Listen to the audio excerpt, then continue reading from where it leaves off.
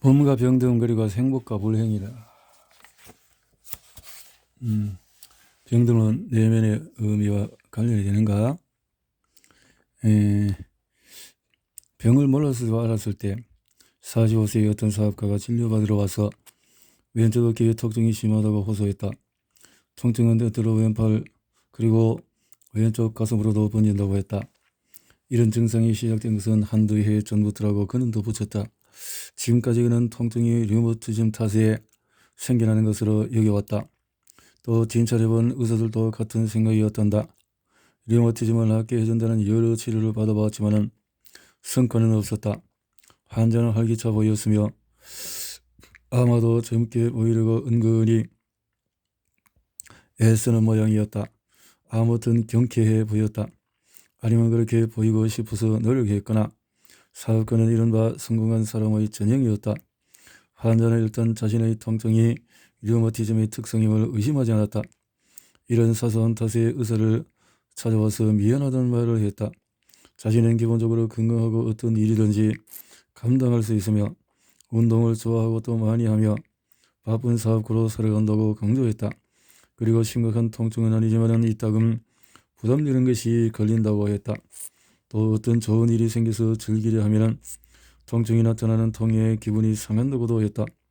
그러나 상담을 계속하면서 나누면서 환자는 자신이 무슨 탓에 통증을 느끼는 것을 확신하지 못한다는 점이 두드러지게 나타났다. 이야기를 나누면서 그는 알고 싶다는 눈빛으로 내 얼굴을 간절히 바라보았다. 마침내 그는 최근 자신을 음습하거나 하는 의심,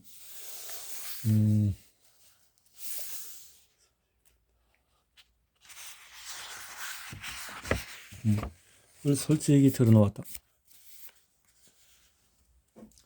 의심을 솔직히 털어놓았다. 몇 주 전부터 조금만 흥분해도 통증이 나타나는 것이 묘하다고 했다. 힘든 회의를 하거나 어려운 협상을 할 때마다 통증이 엄습한다고 했다. 그럴 때면 왼쪽 가슴이 답답해지며 뭐라고 특정하기 힘든 두려운 느낌이 괴롭기만 하다고 실토했다. 그러나 이야기를 나누면서 받은 인상을 전반적으로 종합해보면 환자는 자신이 느끼는 불편을 오랫동안 어떤 질병의 신호로 받아들이지 않았음이 확인되었다. 그는 자신의 불편이 오로지 이따금 행복함을 방해하는 잡념점으로 여겼을 뿐이다. 그는 오늘날에도 여전히 이런 사소한 것을 가지고 의사를 찾아왔다. 부끄러워한다. 그러나 얼마 전부터 자신을 사로잡은 불안함을 떨칠 수가 없었다. 이제 그는 자신이 은근히 품었던 생각이 맞는지 확인하고 싶어 했다. 진단을 해본 결과 그는 느끼는 통증은 류마티즘 때문이 아니라 분명한 협심증 증상이었다. 환자는 협심증을 앓는 것이 분명했다. 심장의 조직이 유기적인 손상을 입어서 나타나는 증상이 틀림이 없었다. 그가 느끼는 어깨의 통증은 그리 심각하지 않은 류머티즘이 아니라 심장 근육의 심각한 손상을 암시하는 협심증 증상이다. 의사로서 나는 이런 사실을 환자에게 조심스레 알려줄 수밖에 없었다. 사업가는 처음에는 믿기 어렵다는 표정을 보이며 격심한 충격을 받았다. 그러나 이내 그는 자신을 추스리며 의젓한 태도를 지키려고 했다. 그렇지만 돌리는 환자가 의사와 마주 앉았다는 점을 숨길 수 없는 사실이었다. 그 순간부터 사업가를 짓누르는 것은 심장 통증이다. 사업가는 정확히 그 순간부터 심장병 환자가 되었다. 2주 뒤에 다시 찾아온 그는 확연히 늙어버렸다. 머뭇거리는 태도는 예전의 당당함을 보여주지 않았다. 그는 이제 절제하는 생활을 한다. 건강을 걱정하는 마음에 근절했으며 운전기사를 고용했다. 심장을 의식한 나머지 우울해했다. 통증은 내면 깊은 곳으로부터 비롯한다. 이 환자에게서 뭐가 변했을까? 이런 변화는 어디서부터 비롯되었을까? 유기적으로 볼 때 모든 것은 예전 그대로다. 해부학적으로나 생리학의 관점에서 병의 진행이 근본적으로 심해졌다고 볼 징후는 전혀 없다. 환자와 그의 병상이 변화한 이유는 그가 보이는 반응이라는 것이 일반적인 견해다. 어떤 상관적인 것, 곧 심리적인 부담이 환자의 모습을 확 바꿔 놓았다. 이제 환자는 자신이 심장병을 앓고 있음을 알고 나서 자신의 불편에 민감하게 반응한다. 실제로 그럴까? 일단 일체의 가설을 배제하고 관찰해야 하는 현상에만 주목해보자. 이 경우에 유기적인 것 혹은 신경적인 것이 작용하는지 한다면 어느 정도인지 하는 모든 해석은 삼가도록 하자. 먼저 우리가 관심을 가져야 하는 것은 현상은 자신이 앓는 병의 진상을 경험한 환자가 나타내는 반응이다. 현상만을 주목하자는 이런 전제로서 환자가 보이는 변화와 병성의 변화에 어떤 바탕이 숨어 있는지 살피도록 하자. 정확한 진단 이전에 어렸던 건 환자는 이따금 나타나는 어깨의 통증을 느꼈을 뿐이다. 그에게 이 아픔, 부담스러운 불편함은 그냥 류머티즘이었을 뿐이다. 그때만 해도 불편함은 병이라고 부르기에 부족한 것이었다. 통증은 어깨에서 나타났다. 환자는 경험 사항이 부위가 어깨의 주변인 팔과 연결된다고 여겼다. 그러나 어느 날 불현듯이 의심이 들었다. 통증이 나타나는 부위는 예나 지금이나 어깨와 주변 부위로 같았다. 그러나 통증의 느낌은 돌연 변했다. 아무래도 흥분 혹은 정신적인 긴장 때문에 나타난 변화일 것이다. 이 변화는 질적인 변화, 뉘앙스가 달라지는 변화이기도 하다. 환자는 가슴 한쪽 어딘가에 좁아진 것 같은 답답함을 호소하기 시작했다. 두려움에 사로잡힌 그는 이대로 둬도 별 탈이 없는지 걱정에 사로잡혔다. 나름 절제하느라 이런 의심이 본격적으로 들끓지는 않았지만 두려움은 지울 수가 없었다. 류머티즘이 아니라 심정 질환임을 의사가 어쩔 수 없이 확인해주고 나자 그는 갑자기 자신이 중병 환자인 것을 느꼈다. 갑작스러운 이런 느낌의 변화는 통증을 심장의 질환으로 해석한 진단 이후에야 비로소 생겨났을까? 그러나 환자 체험의 본래적인 전환점은 진단 시점 이전에 이미 있었다. 전환점은 환자가 그 통증의 정체를 아직 알지 못했을 때, 처음으로 내면에 어떤 것이 통증과 더불어서 나타난다는 느낌이 들기 시작했을 때, 가슴이 답답함으로 통증이 내면에서 비롯된다는 섬뜩한 느낌이 들었을 때 찾아왔다. 이 전환점은 의심이 원래 시작되는 순간을 뿐만 아니라 무엇보다도 다른 아픔, 새로운 아픔의 체험이 탄생한 순간이기도 하다. 환자는 이런 아픔의 체험을 인정하지 않으려 했지만은 피할 수 없이 변하는 시작이 되었다. 그때부터 어깨는 팔의 부분이 아니었다. 오히려 어깨는 내면과 관계하는 것이었다. 어깨가 내면과 엮이면서 뭔가 중심적인 것이 되었다. 예전의 통증은 환자가 보기에 부수적인 위치에서 생겨났을 뿐이다. 말하자면 어깨는 건강한 몸에 달린 별로 신경 쓰지 않아도 되는 부록으로 느껴졌다. 류머티즘으로 아픈 팔은 내면 몸의 본질적인 것과는 거리가 있는 것일 따름이었다. 다시 말해서 아픈 팔에도 불구하고 몸 전체는 멀쩡했다. 그러나 이제 겉으로 보면 여전히 통증이 나타나는 부위는 같았지만은 뭔가 이상하다는 섬뜩한 느낌이 긴장과 흥분을 불러일으켰다. 환자는 내면에서 마음 깊숙한 곳, 인간의 중심, 그 자체라고 할 수 있는 곳에서 솟아나는 본격적으로 아프다는 느낌을 떨칠 수 없었다. 이런 중심은 더는 무시할 수 없는 것이다. 서로 다른 의미가 부여되는 신체 부위는 지금 우리가 살펴보고자 하는 차이는 일단 처음에 따라서 서로 다르게 느껴진 신체 부위의 차이다. 환자가 보인 병세의 두 가지 종류는 그 통증의 진원지를 어디로 보느냐에 따라서 나뉜다. 통증 진원지가 어디냐? 그러나 태도라는 말을 사용하면서 애초부터 주의해야 하는 점은 어떤 이성적인 것 혹은 그저 심리적인 것으로 이해해서는 곤란하다는 것이다. 태도의 이런 이해는 앞서 살펴본 환자의 경우에 단지 일부만 설명할 수 있는 뿐이다. 어쨌거나 환자는 다른 환자가 되었으며 병도 그 성격이 달라졌다. 이런 변화는 환자가 반성하면서 태도를 취하기 이전에 이루어졌다. 병세의 이런 변화는 앞으로 보게 될 것이듯이 의심이나 고민 혹은 병을 받아들이는 신경적인 처리의 결과에 그치는 것이 아니다. 병을 받아들이는 느낌의 변화는 어느 신체 부위가 아프게 느껴지느냐에 따라서 달라진다. 결정적인 점은 환자가 이런저런 부위에 어떤 의미를 부여하느냐 하는 점이다. 의미 부여는 몸의 이런저런 장기가 생명의 어떤 객관적인 의미를 지니는지 알아서 의미를 인정한다는 합리적인 사유를 뜻하지 않는다. 의미 부여는 훨씬 더 근본적인 것이다.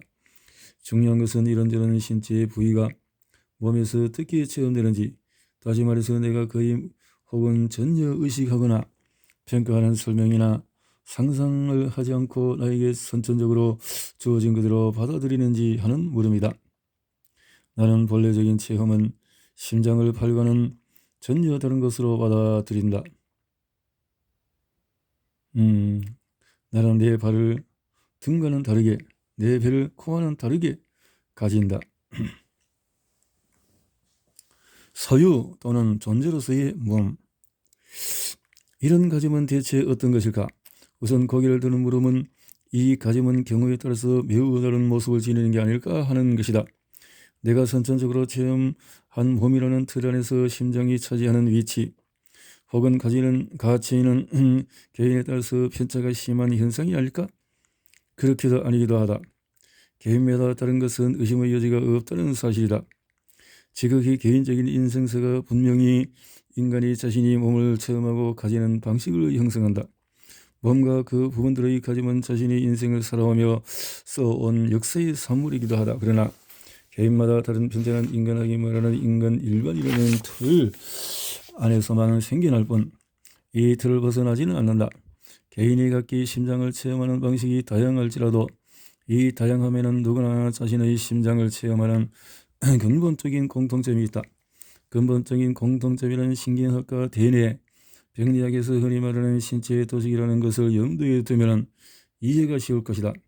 신체의 도식은 나에게 또 발과 다리와 머리와 심장이 주어지는 방식을 말한다. 다시 말해서 내가 이 신체 부위를 체험하면서 가지는 방식이 신체 도식이다. 나는 내 손을 어떤 방식으로 가지는가? 발은, 머리는, 이 가짐은 무엇을 뜻하는가? 이런 물음의 답을 곰곰이 생각해 보노라면 우리는 몸으로 존재하는 동시에 같은 몸을 소유하기도 한다는 사실의 독특함이 분명해진다. 인간은 몸으로 존재할 뿐만 아니라 동일한 몸을 소유하기도 한다. 인간은 자신이 소유한 물건과 마찬가지로 몸을 쓰며 몸과 거리를 두면서 어느 정도 한계는 있지만 몸을 객체화하기도 한다. 인간은 몸을 소유하면서 몸으로 존재하고 어떤 방식으로든 몸을 자신 앞에 놓인 대상으로 바라본다. 나는 비록 내 몸이기는 하지만 몸으로만 그치지 않는다. 다시 말해서 나는 내 몸과 그냥 동일하지만은 않다. 가짐이라는 말은 이 모든 것을 아우르는 표현이다. 이런 맥락에서 우리가 이야기하는 몸은 해부학과 생리학으로 정의된 몸과 공통점이 없다는 것은 굳이 말할 필요가 없다. 현성학에 관심을 갖는 영혼을 가진 몸, 이 몸으로서 나는 생명체일 뿐이 아니라 내 인생의 주체이기도 하다. 물론 해부학과 생리학의 실체가 분명 존재하나 이 실체는 인간으로 살아가는 현실에 비추어 오로지 조건이라는 역할만 한다. 해부학과 생리학은 우리에게 무엇이 가능한지를 가르쳐준다. 이런 점에서 사르트르와 메를로 또 펑티가 몸은 원칙적으로 언제나 상황일 뿐이라는 것, 궁극적으로 미리 주어진 것일 뿐이라고 하는 표현이 무슨 뜻인지 이해가 된다. 건강한 사람이든 병자든 이 상황에서 상황과 마주하며 의미를 부여한다. 의미 부여라는 행동은 앞서 말했듯이 반성과 결부된 것이 아니다. 의미 부여 행위는 언제나 반성의 의식이 없이 이루어진다. 물론 병세의 위중함 정도에 따라서 1차적인 태도 취함의 의미를 부여하는 자유로운 행동의 여지가 남아있지 않을 수는 있다. 그러나 원칙적으로 주체 자신이 몸에 병든 심장에 의미를 부여할 여지는 언제나 성립한다. 그래서 몸의 병듦이라고 하는 것은 결코 자연의 사건이 아니며 오히려 병든 장기가 몸 안에서 체험되는 역사적인 사건이다. 다시 말해서 병은 언제나 우리의 지향적인 의식이 바라보는 대상이다. 이런 자아체험, 몸의 체험, 건강하거나 병든 몸의 체험은 몸의 소유가 몸의 존재로 들어오는 근본 사건이다. 나는 오로지 내 의식의 대상인 것만 가질 수 있다. 팔의 가짐 혹은 심장의 가짐은 이 소유가 곧 우리의 존재이기도 하다는 통찰에 눈뜨게 해준다. 우리는 몸의 일부를 물건과 다르게 가진다. 우리는 몸에 가짐으로써 존재하기도 한다. 다시 말해서 소유의 체험은 소유된 것이 바로 우리 자신이기도 하다는 체험에 때려야 뗄 수 없이 맞물린다. 나는 내 손을 언제나 나 자신의 존재로 체험한다. 나는 내 손을 몸이라는 내 상황의 일부이면서 동시에 내 존재의 일부로도 체험한다. 두 체험, 소유와 존재의 체험은 현상적으로 분리될 수가 없으며 오로지 묘사를 위해서만 분리할 수 있을 따름이다. 몸 소유는 몸 전체의 인간적인 영상이라고 말해야 할 정도로 서로 불가분의 것이다. 환자의 관찰은 물론이고 우리의 고찰도 다음과 같은 결론을 이끌어낸다. 환자가 자신의 존재를 병든 신체의 부위와 연결시키는 관계는 그 병의 진원지를 어디로 보느냐에 따라서 달라진다. 병든 장기간의 체험의 대상이 되는 방식은 그게 어느 신체 부위의 것이냐에 따라서 달라진다. 증상이 나타나는 부위와 함께 병든 신체 부위 체험의 성격이 변한다. 내 손은 분명 나에게 내 머리와는 다르게 주어진다. 손을 소유하는 방식은 움켜잡음, 만짐, 만져짐이라는 자기운동으로 결정이 된다. 내가 움직이며 어떤 것을 만짐으로써 내 손의 소유가 특별하게 체험이 된다. 나의 걸음걸이는 내 다리의 소유를 매게 해주는 운동 방식이다. 그러나 자율성을 지니는 내부 장기와 맺는 우리의 관계는 성격이 전혀 다르다. 예를 들어서 위장을 우리는 평소 전혀 의식하지 못하다가 위장의 활동에 장애가 일어난다거나 질병의 증상이 나타날 때에야 비로소 소유한다. 또 심장을 우리는 극단적인 경우에야 소유한다. 강한 흥분이나 지나친 과로로 심장이 뻐근하거나 불규칙하게 뛰어야 우리는 비로소 심장을 의식한다. 별 문제가 없는 평소의 심장은 우리의 체험에 아예 없는 것, 의식되지 않는 것이다. 그러니까 심장이 존재하느라는 경험은 그 심장이 나의 것, 나의 소유라는 경험을 이끌어낸다. 그러나 심장이 나의 것이라는 이 경험은 상당히 애매한 나머지 극단적인 경우에는 내가 느끼는 통증이 심장에서 비롯된 것이 아니라고 여기게 만들 수 있다.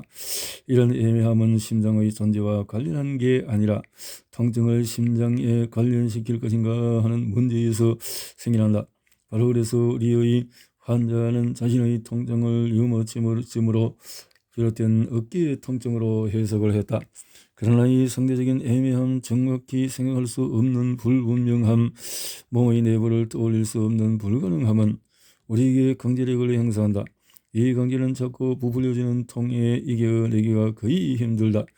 의식에서든 반쯤 의식에서든 또는 명확하게 의식에서든 이 강제는 통증이 일어나는 진원지를 확인하고 통증의 의미를 알아내라고 세운다. 심장의 경우 우리는 왜 아픈지 물어보고 그 답을 얻어내라고 요구하는 끊임없는 강제로부터 거의 벗어날 수가 없다. 그만큼 나와 아픈 내 심장 사이의 관계는 독특하다.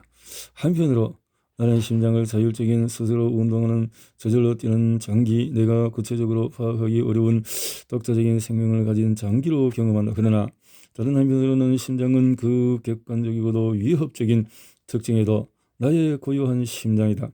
심장은 그 독립성으로 나에게 차가운 등을 보일지라도 나와 심장 사이에는 가정관계, 소속감이라는 감정, 내밀한 관계, 샤르트르 그런 것을 맺는다. 이런 내밀한 관계는 한쪽에 또 이 경우에는 환자가 심장에 속절없이 내맡겨짐으로써 이루어진다. 이 내맡겨짐은 가브리엘 마르셀이 보여주었듯이 신체 부위의 소유라는 사실을 상징하게 하는 특별한 관계 방식이다. 이런 관계 방식은 나와 내가 가진 몸 사이의 가능한 관계를 떠올리지 않는다면 이해가 되지 않는 것이다.